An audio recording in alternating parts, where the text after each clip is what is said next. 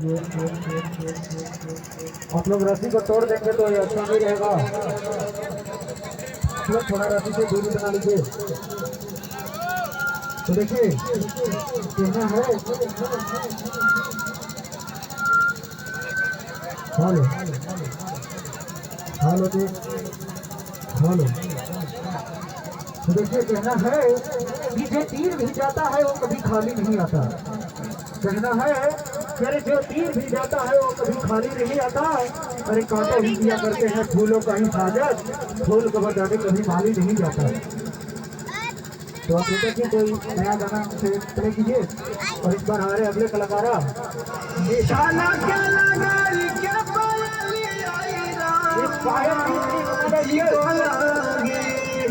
अरे ये का हो हुआ तो बोली मत का। अरे तब वो काला तो बात मत करना मतलब हमरा से हुआ तो अपने धुन में रह के।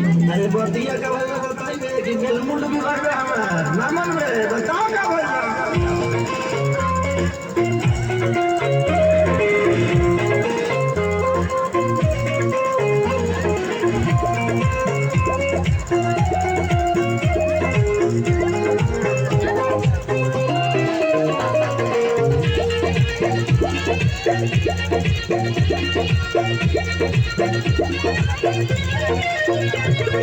पायल भुलाइल बाकी झुमकाई रहनी बोलत ना बाहर का परेशानी।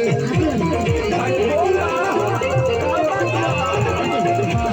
भुलाइल बाकी झुमकाई रहनी बोलत ना बाहर का परेशानी। काहे तो हर भोरे से लटकल बनोला हो लटकल बनोला।